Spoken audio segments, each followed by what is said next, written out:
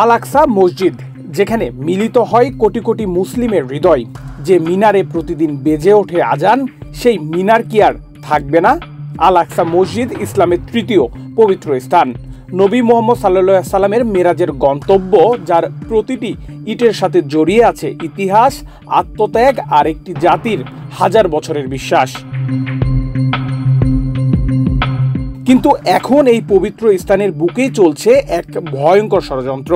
Israeli বসতি স্থাপনকারীরা এবার প্রকাশ্যে বলছে আল আকসা ভেঙে সেখানে তারা গড়বে থার্ড টেম্পল। হ্যাঁ, আপনি ঠিকই শুনেছেন, মসজিদ ধ্বংস করে সেখানে ইহুদি উপাসনালয়। সম্প্রতি হিব্রু ভাষায় বিভিন্ন প্ল্যাটফর্মে এই পরিকল্পনা নিয়ে প্রকাশ্যে আলোচনা করছে তারা। বিষয়টি গভীর উদ্বেগের সঙ্গে পর্যবেক্ষণ করছে ফিলিস্তিন, আর তাই দিয়েছে কড়া সতর্কবার্তা।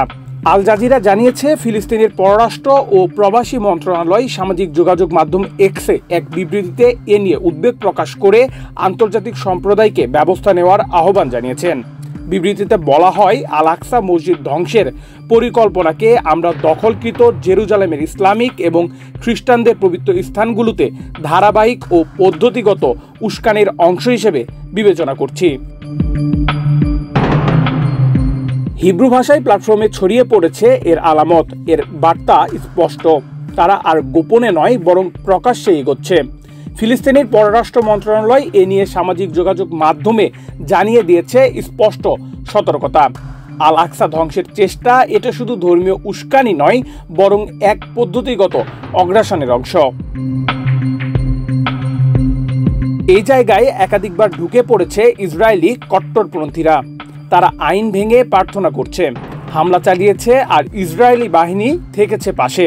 জেরুজালেমের স্ট্যাটাসে কু অনুসারে এটা নিষিদ্ধ, তবুও যেন কিছুতেই থামতে পারছেন না তারা।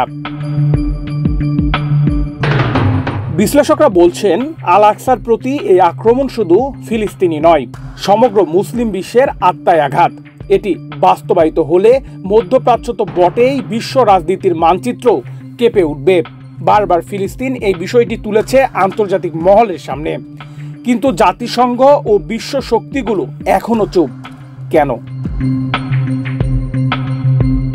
আল আকসা ধ্বংসের ষড়যন্ত্র কোনো সাধারণ খবর নয়, এটি সময়ের আগে পাওয়া এক বিস্ফোরণের সতর্ক সংকেত। এবার যদি দুনিয়া না জাগে, তবে ইতিহাস আবারও রক্তে রাঙাবে পবিত্র ভূমি। নেহাল আহমেদ প্রান্ত, বাংলাদেশ প্রতিদিন।